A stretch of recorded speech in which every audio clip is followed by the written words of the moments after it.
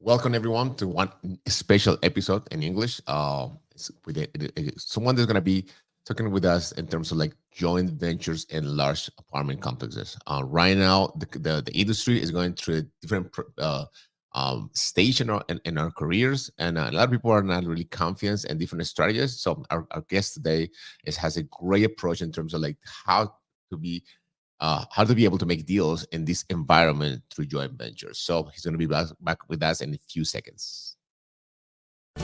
En Hablemos de Real Estate con Carlos Amaya creemos que la familia es la base de la sociedad. Por eso, nuestra misión es proveer información y herramientas a la comunidad latina de cómo lograr la libertad financiera a través de bienes raíces.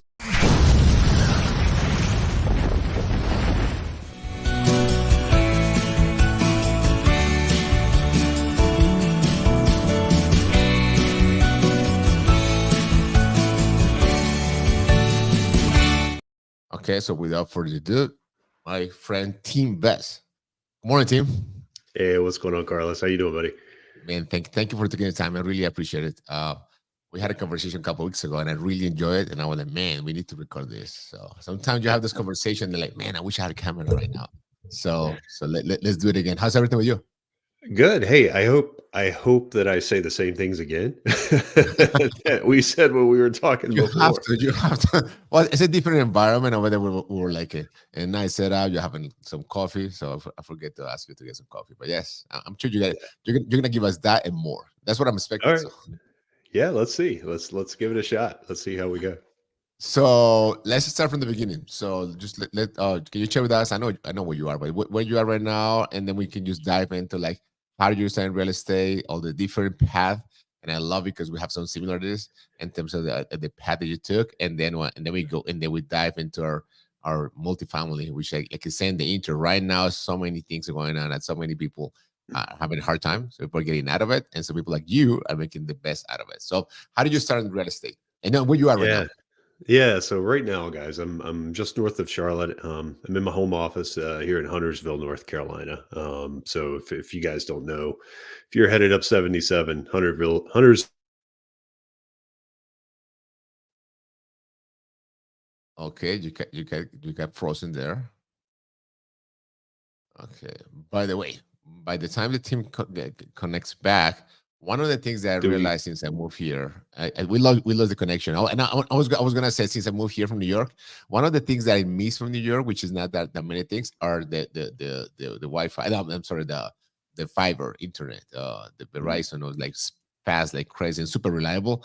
I have a Spectrum. I don't know which one you have, so sometimes it's not as reliable as the So fiber, but so I have fiber. I gotta oh, admit, I mean, I had a long career in like technology, so I'm a little bit of a tech nerd, but okay. I have fiber, but I'm highly disappointed in its performance. Okay. I don't feel like it was installed right in the neighborhood or something. I don't know. Yeah, that's what I said. That's one of the only things, and especially because you guys have well, I don't know your area, but over here where I am, everything is underground, so it Yeah, makes it like a lot more complicated. And they right. just get it to the poles and everything. So Yeah. anyway, so you were saying, Oh yeah, yeah. So anyway, guys, I'm just north of Charlotte, next town over, Huntersville, North Carolina. Folks might know the area better as like the Lake Norman area. okay, It's a pretty popular area in North Carolina. So yeah, that's me. That's where I am.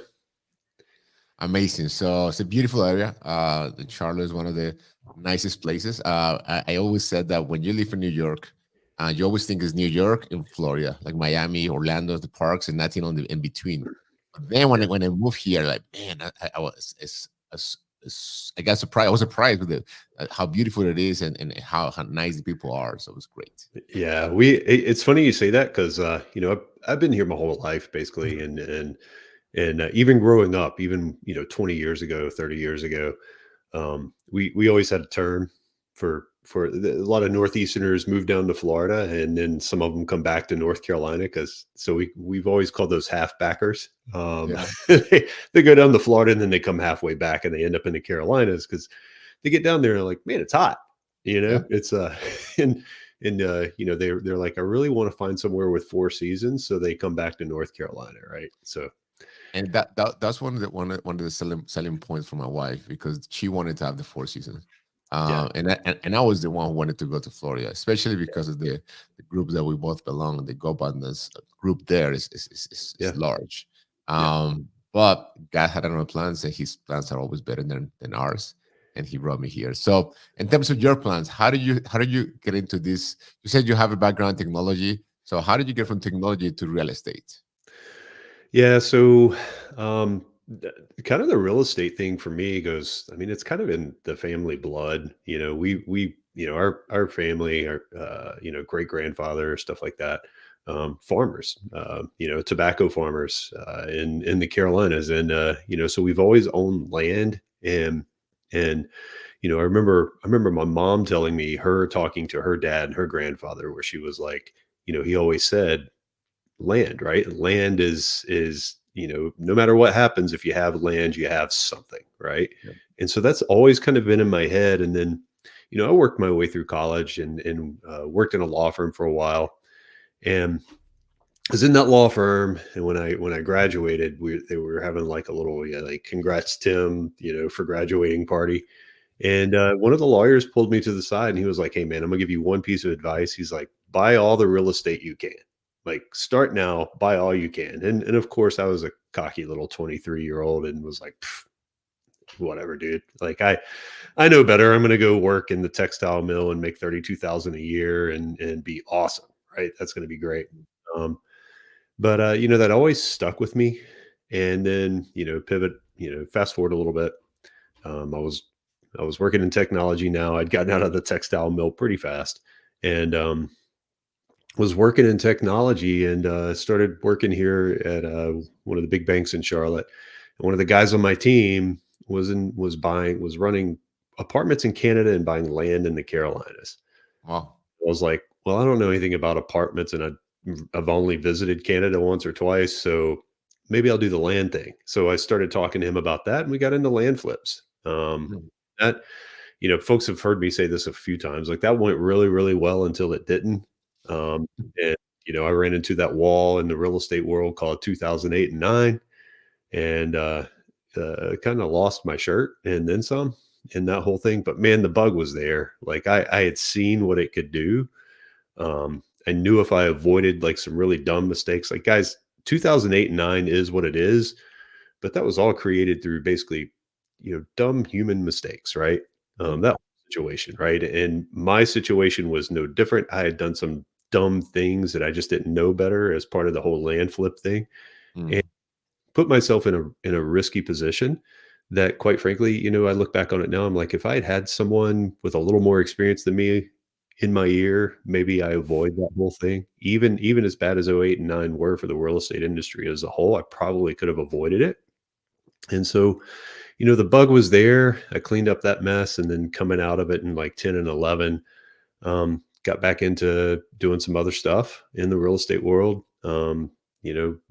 Really did well with it, and then in 2019 decided I wanted to pivot into multifamily. mm, And when I pivoted into multifamily, that little voice inside my head was like, "You really don't know. You really what don't know what you don't know going into this. So find a mentor, right? Find a mentor." Because when I was going into multifamily, it was like, now I'm probably going to be using other people's money to do some of this investment. Up to that point, it had always been my own money. So if I lost it, I'm the only one that really gets hurt. My wife's probably like, "You're not the only one," but you know what I mean. And and so I knew I was going to be probably raising money from private investors. So I just thought it was the right thing to do, to like, all right, I need to go find that mentor that I should have had in '08 and 9. mm. And so I spent a good deal of time searching for that before I got into the multifamily game. Found a couple of good ones, and here we are. Great. How about if, before we continue with the multifamily, we go back a little bit in terms of the residential. I know you did a lot of fix and flip. How'd you Yeah. get into it, and what was the process? And a couple of points I would like to highlight. You were still in the W-2. I mean, you're still doing your job and Yeah. be there and do the real estate. And in terms of the advice, once people always ask me what would you done different, I would start a lot earlier And it's Yeah. funny that you mentioned that, because we gave this advice to like the next generation, and some of them are not getting it. I think some of them are getting it more than that we did, but some still believe they don't want. I'm gonna go like, I don't know, a lot of like creative marketing and online, which is great, or different avenues. But definitely, regardless of what they do, real estate should be one piece of it, because especially because the long term. I mean, if you start in your 20s, that you have a lot of time to learn and maybe Yeah. mistake, like you said before, and then you just go through it, and then we go back later in terms of how you were able to pivot in 2008, 2009. Because I feel that right now, even though it's not as bad as it is in residential, I think commercial are going through that. I read an Yeah. article last week. It said the loss in equity for the last 18 months, like $2.7 billion, which is a lot of money. And and when you talk about when you're saying commercial, you're talking about like office space, right? Yeah. Um, yeah, yeah, yeah. That sector is really struggling right now, for No, a lot of reasons. and even multifamily as well. There's a lot of multifamily because of the breach and everything, and the cap Yeah, rate. yeah, So but let's go back to residential. So you say, okay, I did learn. I passed 2008, 2009, and I was like, I learned my lesson. I should have a mentor. I started, but you still want to continue doing it. W2. Obviously, when you go through that period of like struggle financially, it hits the family, it hits your mindset as well. And how do we you're able to push through it and just go back to do residential? Now you did fix and flip, and how did you get into it? yeah. So, I mean, how did I push through it? I mean, the bug's there, right? Like once you get into it and you see what you can do, the bug's just kind of there, at least with me, right? Mhm. I always tell folks, if you're going to do this, I think it takes a little bit of the entrepreneurial mindset to begin with, right? So once once you're an entrepreneur and you get that bug, it's hard to go back, right? So same thing with this is, once you kind of you're bitten by the bug, it's just there. You see what it can do, and then you realize like, hey, 08 and '09, man, that was one of the worst, if not the worst, real estate markets ever in the history of Mhm. this country, right? And we all came out of it pretty much okay, right? Look at, just use this house I'm sitting in right now as an example. I was talking to somebody about this the other day. In 2010, I owed more on this house than it was worth, right? And I didn't overpay when I bought it. That was just the nature of that time in the market, right? Today, it's worth double, more than double what I paid for it, right? And that's a very simple example of, hey, ride it out. Like if you can ride it out, if you can buy yourself time, or we like to call it runway, right? Like if you can extend your runway, Mhm. it'll work, right? You just got to be patient. You got to be willing to be patient. And I don't know a lot of other investments that you can say that about, right? Like, I mean, I guess you could make a case where like if you put some money in the stock market, like over time you'll do okay, right? But I think there's a lot of examples where that's not the case. Sure. Um, so, real estate's one of the few that I've seen outside of some really, really, random examples that if you've got time on your side, you'll do okay, right? Um, and sometimes, guys, let's be honest, sometimes that doesn't mean time on our side. It means time on our kids' side, right? Like maybe I buy something and I just hand off, right? Mhm. I think back to that family farm that I'm talking about, that my family has, and that land's worth way more today than it was 20 years ago, 30 years ago, 100 years ago when my great grandfather had it, right? That kind of thing. So, that's kind of like where my head goes with this. So, like, as I was coming out of '08 and '09, I knew I wanted to get back into it. Mhm. Now, when 10 and 11 rolled around and I looked at my wife and I'm like, I think I'm ready to put my foot back in there, dip my toes back in the water. My wife's like, are you sure? Because like she saw what I was going through. She saw how hard it was to Mhm. come out of that because I didn't just walk away. I had to work through some things. I had to clean up some messes, and she saw that and she was like, think about this a little bit. I don't know that I don't know that she wanted to sign up for that again, right? But she was extremely supportive, so I give her credit for that. And as I started to move forward, I was like, what's out there that I can get into And, my dad and I grew up building decks for people. We end up doing additions to the house and stuff like that. I was like, I can do some renovations. I can hire crews to do renovations, things like that. So fix and flip made sense, right? Mm. And so we got into that, built a little bit of a portfolio, which we exited out of in 19 and moved into the multifamily space. So, um, that's kind of where I was, that's just where my headset is. Even today, we talk about like where things have gone in the last couple of years with multifamily, where in 2022 everybody and their sister wanted to buy an apartment complex, and in 2023 a lot of people are like, "Whoa, I don't know about this multifamily stuff." You know, I I don't agree. I think things are just fine. I think if you're smart and things pencil, I think there's no reason not to be doing it right now. So, it's just kind of where my headspace is. Great. Let's when did you decide, okay, it is time to be make this my full-time career? I know you were doing the W-2 and you were doing great and real estate. You already have the bug that you mentioned, and you said no, this is something you want to do for long term. But that step to say, you know what, I'm gonna leave my comfort zone, the W-2, and you go full in. And how was that transition? A lot of people dream the day they quit the job, but for a lot of us, me including, when that happens, it's not as fun sometimes. The transition when until you get like the new mindset, the new habits, the new everything to be able to continue your life and excel and in the new career, which is real estate. Yeah, so good question, and I'll talk about like me, and but then I think this could potentially get into that like start earlier kind of conversation, right? Because for me, when I'd been doing this for a while, it always been kind of a side gig. I'd always seen it as like a side gig where I'm going to, it's going to be for later in life, that kind of thing. Um, but I was in my W-2 career. I was doing technology, and I was doing technology because I could, because I was good at it. I made good money with it, not because I had a passion for it, right? Um, it was always just a means to an end for me. Mhm. But then eventually it got to a point where I was just kind of miserable, right? I was just really miserable doing it. I'm kind of one of those guys. If my day doesn't feel like it has purpose or meaning, it just feels like a wasted day. Yeah. And I remember distinctly one Monday morning driving to work. I was driving into the office and I was sitting at a stoplight and I was like, this sucks. Like I don't want to go into the office today. I really don't want to go into the office today. And I work hard, right? Like I just naturally work hard. And all my mind wanted to do was pull a U-turn at that stoplight and just go home. Like I had no desire to do what I was doing.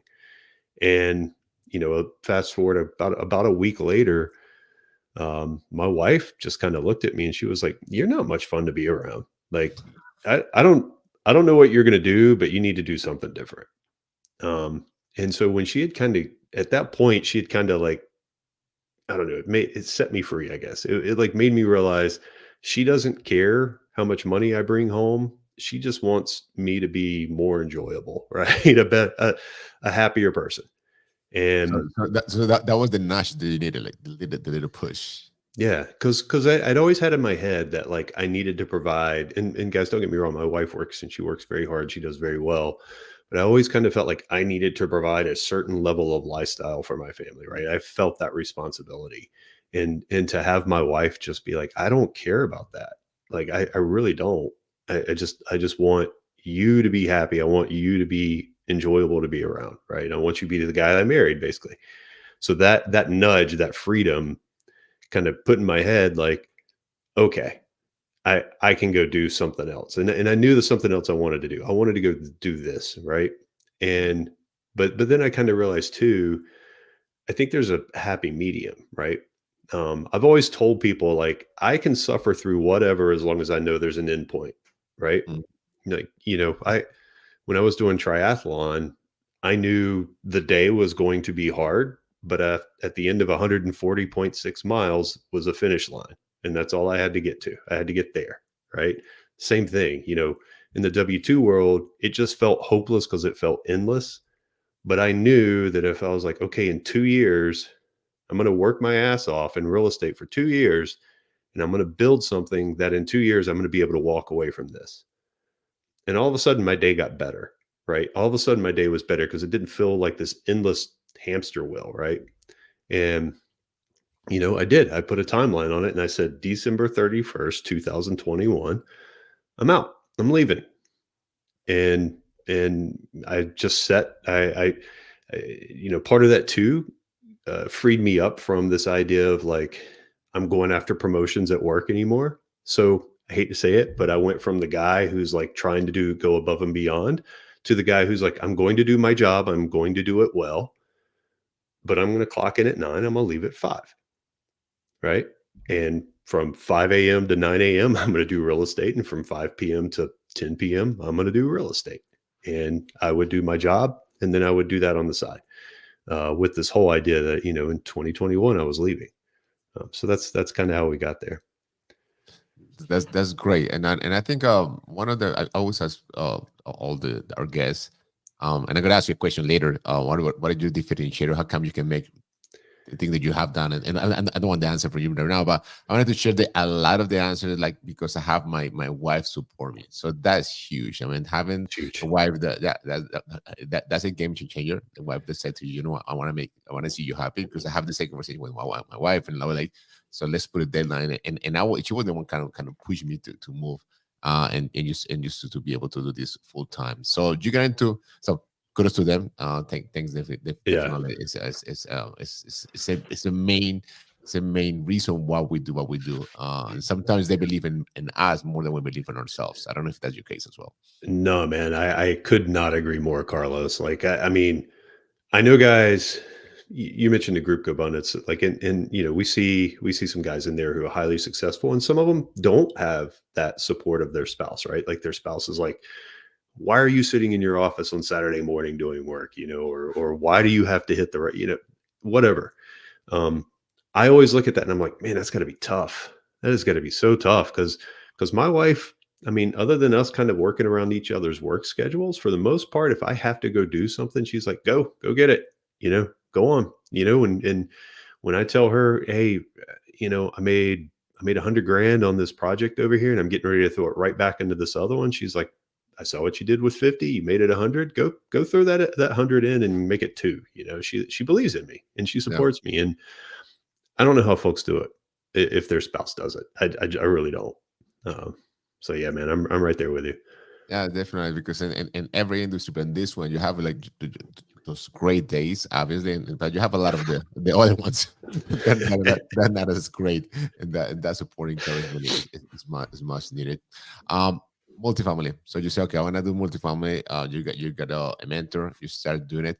How did you start? I mean, usually people when they want to get into multifamily, like you said before, in the recent years, the gate door is just raising capital. I'm gonna raise capital. I'm gonna try to just become a GP in the projects and be able to show value, because that's what I'm able to do, or because that's the I don't feel that my knowledge is strong enough to do something else.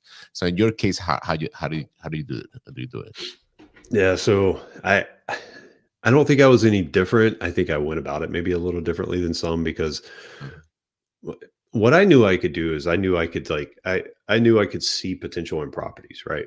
Okay. Like I can, for whatever reason, even to this day, I can walk on something. I can walk into something and it may have cracks in the wall. The windows may be blown out. There may be trash all over the floor. There may not even be a 4 complete walls, right? And I can walk in and be like, I can make money with this. Like I see potential here. And I still see that today. So I knew that's where I wanted to be. I wanted to be walking properties. I wanted to be on the road, checking things out. I wanted to be building out a business plan for a property. I did not want to be raising capital. Forget it. Mhm. Last thing I wanted to do. But I knew I needed to. So one of the first mentors I looked for was someone who had experience raising capital, and that's who I went after, and that's who I signed up with. To this day, he's still a mentor. Okay. I think he was just kicking off a mastermind, and I was one of his first students, and I'm the only original one left. We still talk all the time. But I will tell you, I tried to do everything but raise capital. I really Okay. did. Like if Eric, my neighbor, is listening, if my brother-in-law Scott sees this, I think they will tell you. Maybe they remember this, maybe they don't. When my mentor's name is Mike, and when Mike was like, "You're gonna have to raise capital, my man. Like, if you want to do this, you're gonna have to do it. So just get over your introverted fears and get out there and have conversations with people." So the first conversation I had was, "Who's the best sales guy I know?" Right? And I was like, "Eric. Eric, my neighbor, is an amazing sales guy." So I went over to Eric's house and I started pitching him on the idea of, you should raise capital for me to buy multifamily properties and I'm going to cut you in. Right. And we sat there and he was like, "Nah, I don't want to do that. Like, I have no interest. You're I like, want to go do my yeah. own thing." Yeah. But what's funny is we're sitting there and he was like, you just spent like 30 minutes pitching me on something. He's like, "Why don't you just go do that to other people? Like, you just basically tried to raise money from me." So even then I'm like, that 23-year-old cocky, whatever, I know better, right, came out and I'm like, "Forget you. I'm going to go talk to my brother-in-law." My brother-in-law is a pretty good sales guy too. So went talk to Scott and Scott kind of had the same idea. He's like, "Just go do that with other people." Like, but I'm like, "But Scott, I'm comfortable with you. Like, we've known each other for a while. I'm comfortable having this conversation." Mm. Um, and that's when Mike, so I shared that with Mike and Mike's like, "Okay, cool. So now we know, right? We're not going to put you in a group of 30 people to try to raise money from 30 people you don't know. Mm. Your process is going to be a little slower. You need to start with friends and family." Right? So Mike started coaching me. He's like, "You need to start with friends and family. Like, start talking to your friends and your family about what you're doing and how you're raising and just people you're comfortable with. Just start Mm. there." Right? And so that's what I did. And some of my first investors were friends and family. And through that process, I actually started to get comfortable with doing this. And then Mike taught me one thing. Um, he taught me something that I never thought of, because one of the things that like just was a complete barrier for me was this thought of like coming in and saying, "Carlos, will you give me $50,000 to invest in my real estate dream?" Right? Like, I thought that's how you raise money from people. And Mike's like, "I've never once asked anybody for money." Right? He's like, "I just talk to them. I tell them what I do. I listen to their goals and what they do. And I just kind of have a conversation with them." And, Mike was like, "I tell you what, I'm going to jump on a call with you with an investor and I'm going to talk. You listen to how I talk." Mm. And we did. We jumped on a call with a guy who had like 500 million to invest in something. That Um, that that that helps. Yeah. By the way, he never invested a single nickel. So maybe this is a bad example, but No, no, no, no, no, that's a great example because sometimes you think that because people have the money, they will invest, and that's not the case. And like you, like Mike, I'm gonna let you finish the story, but like Mike presented to you, just to try to see people's desire and just offer their opportunity, and then a yeah, lot of people do want to invest, and I'm sure you found a lot of those, and then you fulfill a need from their side, and then you right. have your investor right there. Yeah, yeah, yeah. Really good point. And and that's exactly how that conversation went, actually. Because as Mike was talking, I'm listening, and man, he's just talking to the guy about his beach volleyball playing days, his grandfather's car collection. You're waiting for the close. They say, God, when is it Yeah, coming? And there was really no close, right? There was no sell, there was no pitch. And the biggest close was, "Well, this is what we do. If you want to continue the conversation, we'd love to keep talking with you." Mm. And at the end of the day, the only reason the guy really didn't invest with us is because we didn't fit his investment criteria. That was it. Like, he told us, he was like, "Man, I really like you guys. I like what you're doing. Unfortunately, I'm running this family trust and I have very clear guardrails in what I can invest in, and you just don't fit inside those guardrails." He was like, "Otherwise, I'd like to." Right? He was like, "But I can't. This is where the money has to go, and you're not in here. You don't play in this space." And it That's was that's so it great. wasn't. Yeah, That's go great. ahead. If I might say something, that's great because sometimes when you have the fear of rejection, you start taking things personal. Okay, he didn't like my Yeah. deal. He didn't like the way What? Yeah. I presented the wrong way. But Yeah. but most of the times it's not the case. I mean, it's not appealing because, like you said, this example, he is not in his box criteria, and that's it. You could offer the Right. best deal in multifamily that you were not talking his language because he was looking for something else. Yeah, yeah. I mean, exactly, right? I mean, you can show up and be the best, mini car salesman in business, but I'm probably not going to buy it from you. I'm 6'3". I don't fit in them very well, Sure. you know. Mhm. So that that was kind of like an aha moment for me with Mhm. like, man, Mike's done this forever. He's raised millions and millions of dollars for his projects, and Mike doesn't ask people for money, right? He just talks to them, tells them what he does. My business partner Tim Vitale is actually really good at this. Like I tell people all the time, he's the only guy I know that'll get on a flight from Charlotte to Miami, and within 2 hours he gets off the plane, and the person sitting next to him is like, "I want to invest in your deal." Like, and that's true story, folks. That's actually happened. So that's some people are built that way, right? I'm a little bit of a slower guy. Like my investors tend to have much longer, deeper relationships with me, right? Mhm. And part of it's just a comfort factor, and they know what I do, um, and they see how transparent I am, and it tends to be more of a comfort factor. And then the second thing Mike taught me was what you're going to find is people don't invest in your deal; they invest in you, Mhm. right? And I've found that to be extremely true. Because I mean, guys, I've gone out there and pitched a deal that it's like there's no reason not to do this. It is so low risk, and the returns are so good, right? And guys will show up and they're like, I don't know you. Deal looks great. I don't know you. I'm not doing it, right? Or I can go out there with a deal that's like as skinny as they come, barely hitting everybody's return metrics, and they're like, Tim, I know what you do. I believe in you. I'm in, right? So, I've just found, what, Mike's guidance to be fairly true. And it's great because a lot of people in the industry are trying to do every strategy, and they're trying to push themselves. Obviously you want to put yourself out of the comfort zone, but you have to know who you are, and just apply to Yeah.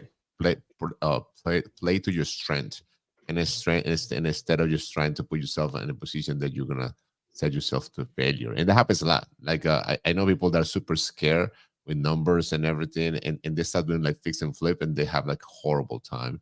Or I have people that are super like extroverts. They love the action. They start doing buy and holds, and they're like, man, they're so This is miserable because nothing boring. happens. Nothing happens. Um, so multifamily.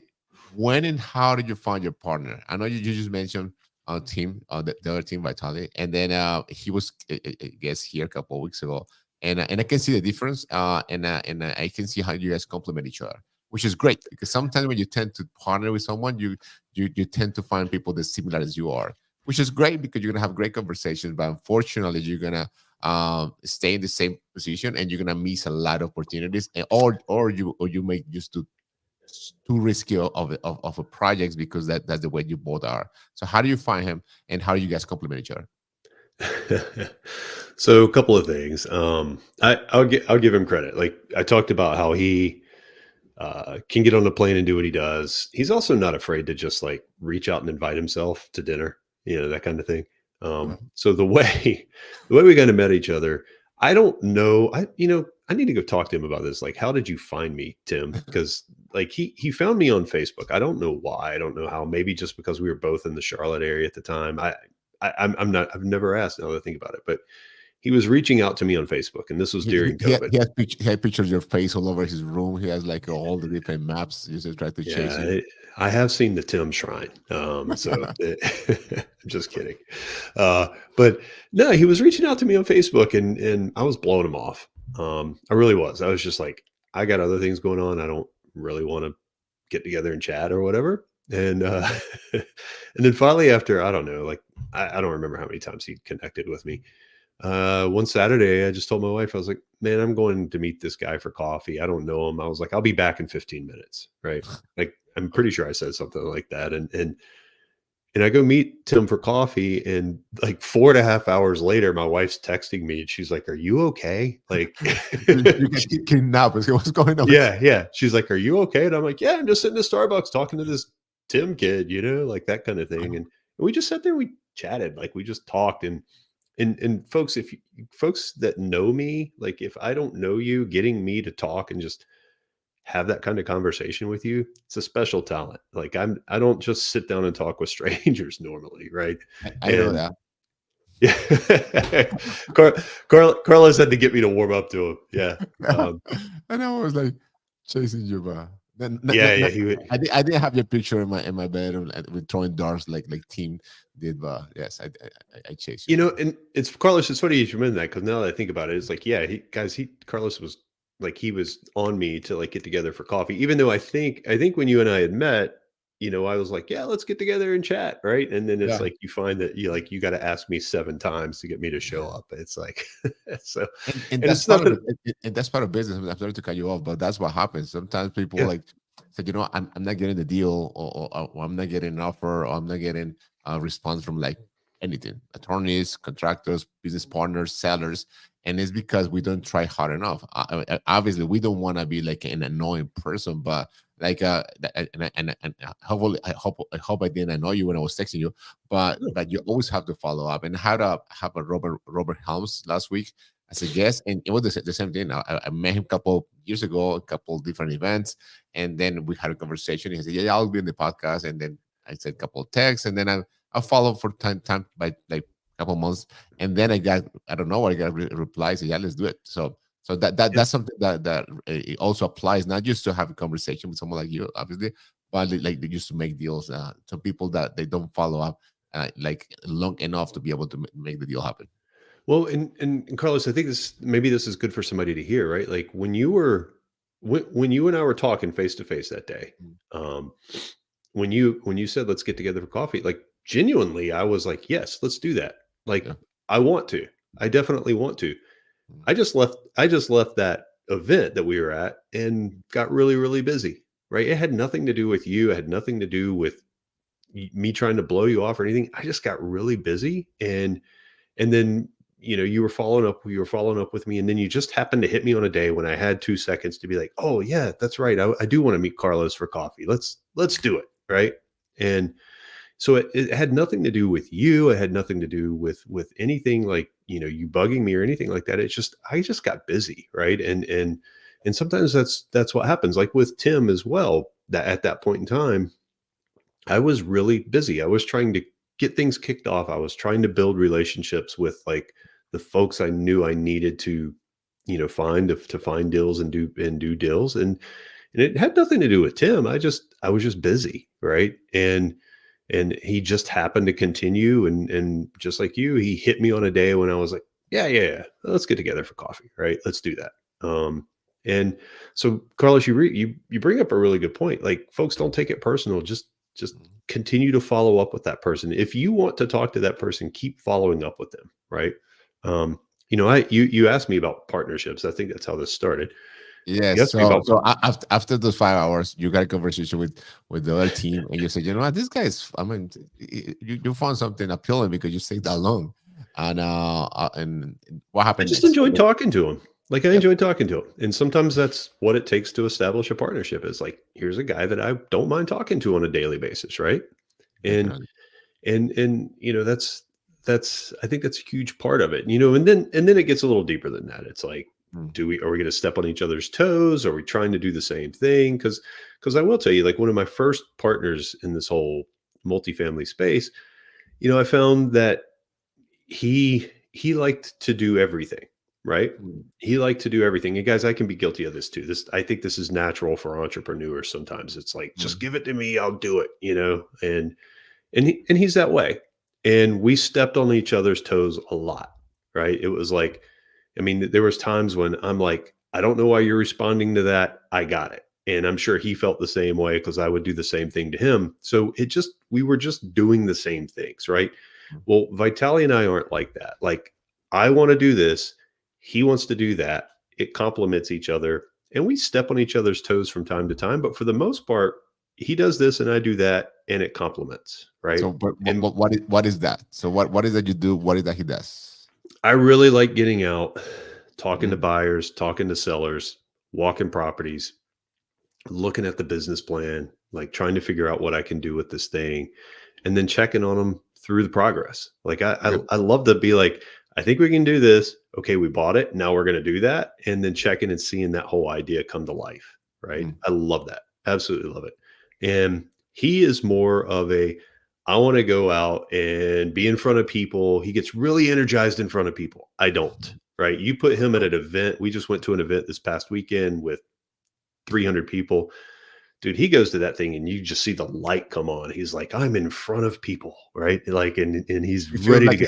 he feels like he's in Disneyland. So Yeah, man. Like 10 o'clock rolls around at night and he's still in his element. And I'm like, I'm exhausted and I just want to go to sleep. Like, that's the difference. But we complement each other like that, right? And so that's his element. That's not my element. But you need both to do this kind of thing, right? So he does really well in that kind of like in front of people. The enthusiasm he has comes out, in front of those folks. They love that, right? And then he does really. It's, my wife always says it's a little interesting that he's that way, and he's an accountant as well, because we don't think of accountants as being that personality too. But he's a really good accountant, right? So he does the accounting piece of it. I really don't want to do the accounting piece of it. So, he does that. He does the, get in front of people kind of thing. And then I go do what I do, which is like I meet with buyers, I meet with sellers, I develop good relationships with brokers, and I go find deals is, kind of my specialty, right? talking about finding deals, I've been talking to a lot of like multifamily operators last 12 or 18 months from a lot of them has been like hard, and a lot of them are not buying properties. Like they say, you know what, Yeah. this is not the time to be buying. And based on our conversation and what you've been sharing with me, and also the video that you guys do on a weekly basis, which is they're great. You guys are killing it. You guys buying like multiple properties, and then so how do you be finding those deals, and what kind of properties that you guys buying? Yeah. So, I will say, going back to that whole like developing deep relationships. Mhm, So I have a couple of brokers that I've developed really good relationships with, right? So I mhm, get, over the years, not only the relationship is there, but when we get deals, we've shown people we're closers. And I think people don't value having a reputation as a closer enough. I think it puts you in a different stratosphere in brokers' mhm. minds. It certainly puts you in a different stratosphere in sellers' minds. Sure. Um, so because of that, we have some really good relationships with brokers, and then we have really good relationships with a couple of sellers. And one seller in particular is buying and selling deals all the time. So we're very very fortunate to have access and kind of be in that inner circle, right? And so we're benefiting from that. But that came from a lot of work, and it came from taking some deals down that were not easy to get across the finish line. Mm, In fact, we've been told by that particular seller, like a lot of guys would have just walked away from this deal when it got hard, right? And we didn't. We pushed forward. We closed on it. And I think it said a lot in that person's mind, and they valued that. So we've just built a really good relationship over the last 3 years. mm, So I think that's probably what I attribute it to the most is kind of the willingness to not only go out and find these relationships, but when you build them, value them, and you mm. do what you say you're going to do, right? Like when I put something under contract with that guy in particular, I'm going to close it, right? I'm like, come hell or high water, I'm going to close it. And I think we're seeing the fruits of that. That's great. So, are you right now? Are you raising capital for deals? Do you do syndicator or syndication, or you're also are doing just mainly joint ventures? Or you doing both at this time? We do both. Okay. We do both. I'm real transparent with people about this. Like when we first started, it was like we'd syndicate 9, maybe JV 1, right? Mm, Over the years, that spread has started to close a little bit. And now I would say that we're probably syndicating 70-60% of the deals we do, and we're JVing 30 to 40% of them. So far this year, what's March right now. So the first quarter of this year, we've closed 3 properties, and all 3 have been JVs. Mm. Now we're getting ready to move into a very, very busy quarter for us, where we're going to close on somewhere around 14 properties in the Wow. next 90 days. And about 70% of that's going to be syndication. There'll be a few JVs in there as well. Great. I saw one of your videos that you like to be like 4 hours radius. The property is located where you live because you like to be visit the property like you mentioned before. You want to visit them sometimes without any announcement just to see how things are going. In terms of the market, a lot of people look into the Carolinas because what is going on with insurance policies in Texas and Louisiana and Florida especially. So how do you see the market? Now you just mentioned 14 deals in the next 90 days. How do you see the competition, people coming out of the States just to move here? And have you guys thought about like just going spread out more than 4 hours, radio circles and just going to different markets? Yeah. So, yeah.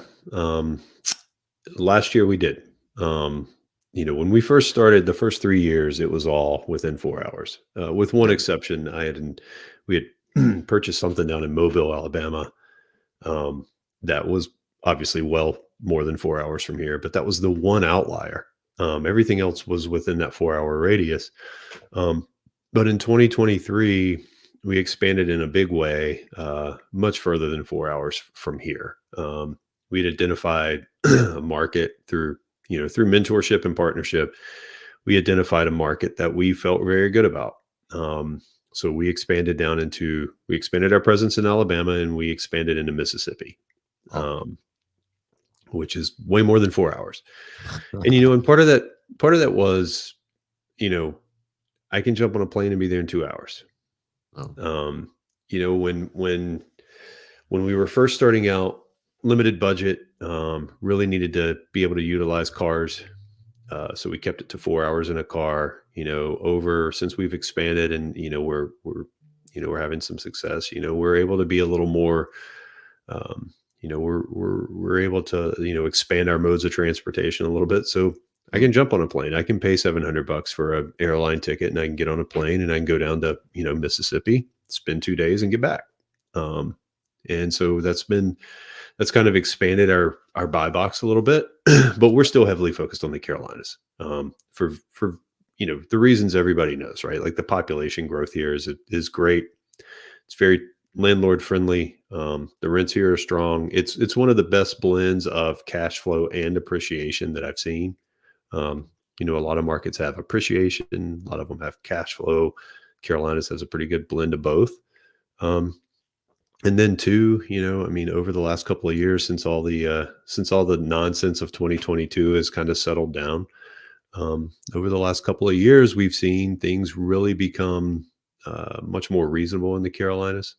Mm. During COVID, there was a huge influx of very wealthy Northeastern money coming into the Carolinas, because the Northeast really shut down, right? True. And the Carolinas kind of stayed open, not like Florida, not like Texas, but we kind of stayed open. And the investments here were good. And I think people got a taste of the Carolinas, so they started flooding in. It's still happening, just not at the pace it was before. So I think it's a lot more reasonable right now. Great. How do you see the market moving forward? Um, everybody's waiting for the rates to come down. We have an election year. The Fed is playing within the whole process. So a lot of the investors say, we just want to hold it for 2025, for 2026. What's going to be the opportunities? Some of them, like you, are buying. Say, I'm not waiting. I'm gonna continue buying here right now. How do you see it moving forward?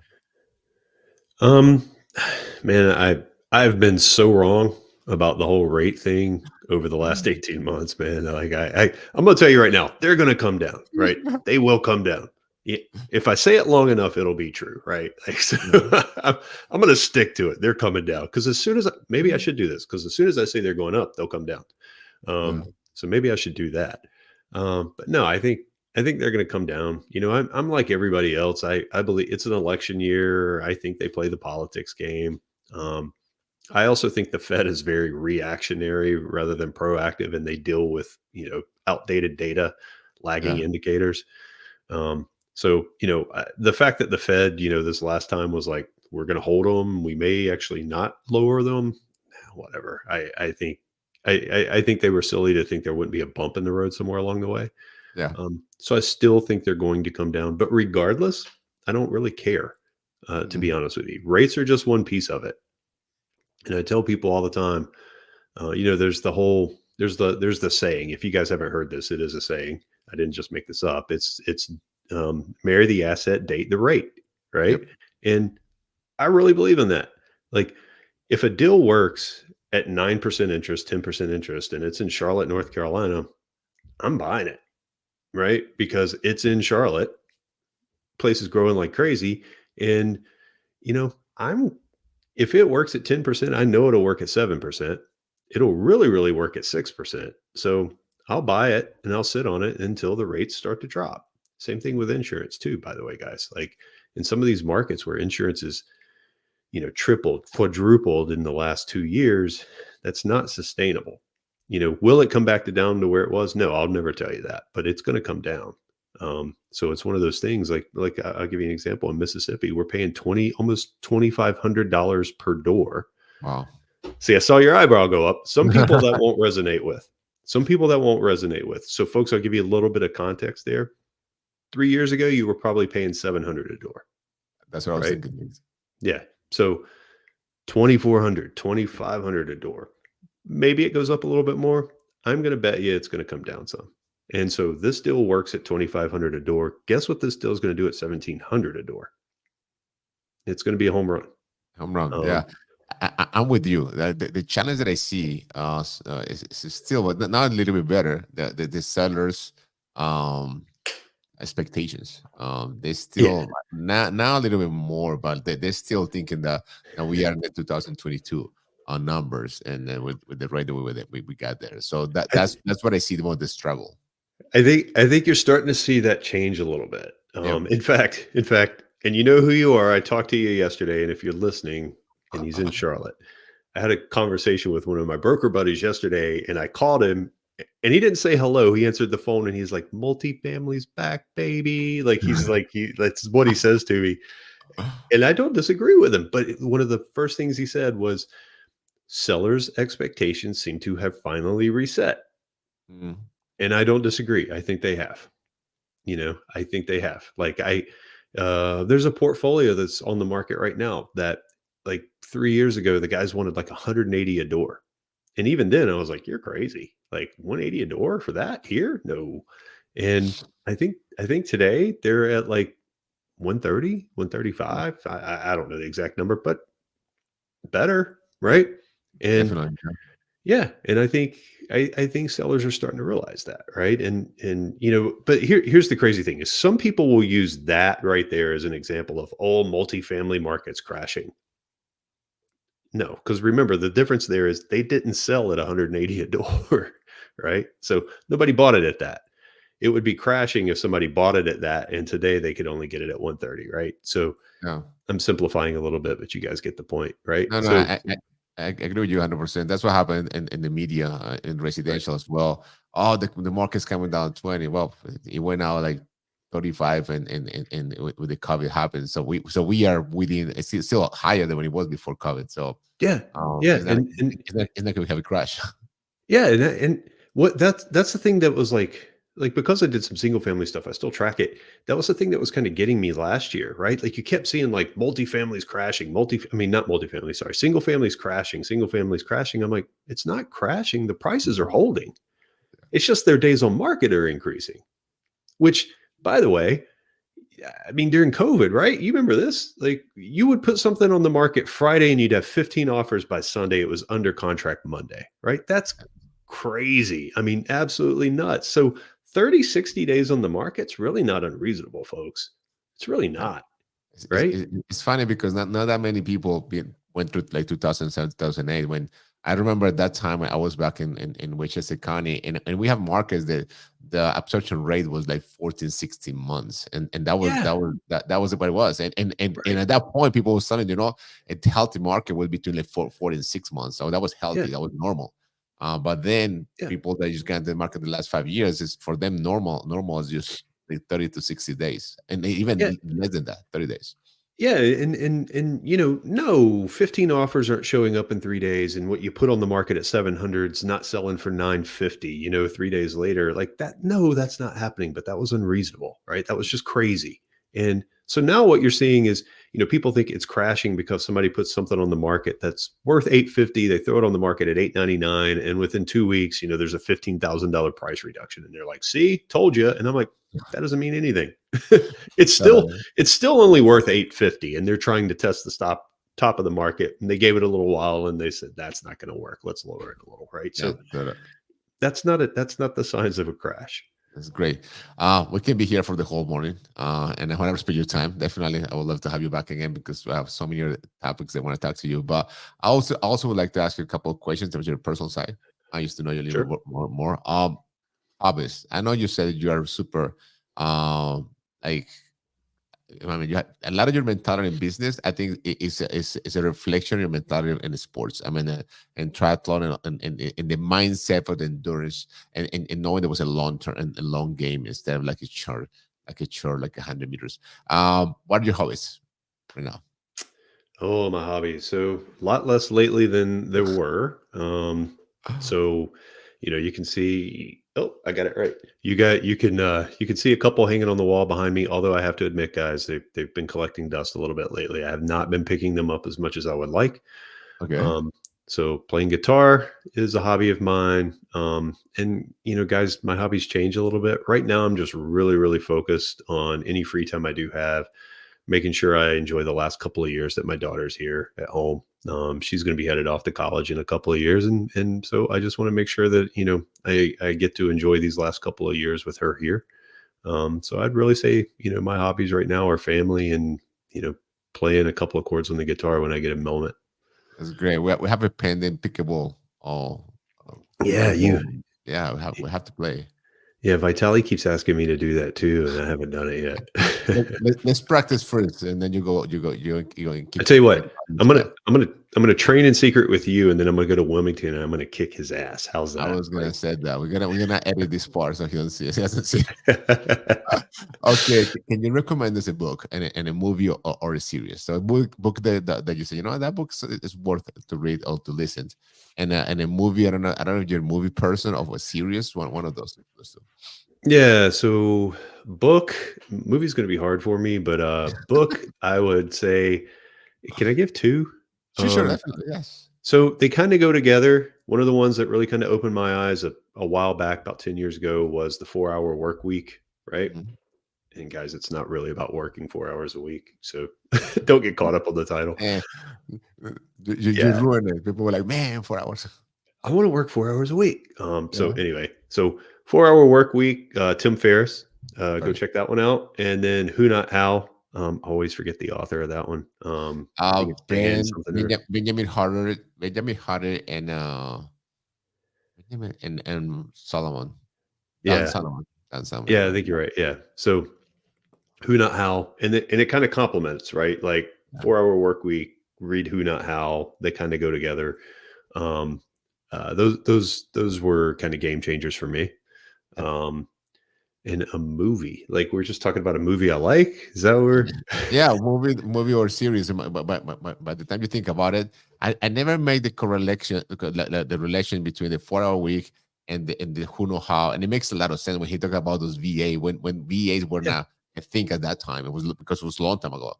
right. Now everybody in Everybody their has them. everybody has a Right. VA, and Yeah. even the VA has a VA because they need an Oh, extra help. So but yeah, I didn't think about it. And I thought of that way. Yeah, it makes a lot of sense. The 4 hour week yeah. and they could know how. Yeah, it's great. Yeah. Yeah. So if I'm just going for something mindless, man, lately I'm probably watching Top Gun Maverick. Really Okay. like that one. But I was a Top Gun guy back in the 80s. So Yeah. but Matt, I really like Top Gun Maverick. The series Series, I don't know. I don't know. I have to say, have Was to it say that. was either or? So you give it the movie, so that's Oh, funny. okay, so I gave a movie. I don't have to give a series. All right, cool, You got it perfect. cool. Whew.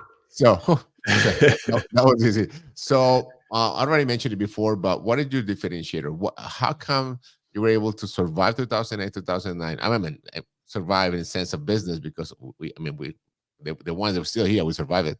But how did you be able to stick to it and just do all the things in multifamily, buying where people are not buying, and just be able to have a partnership that's working really well?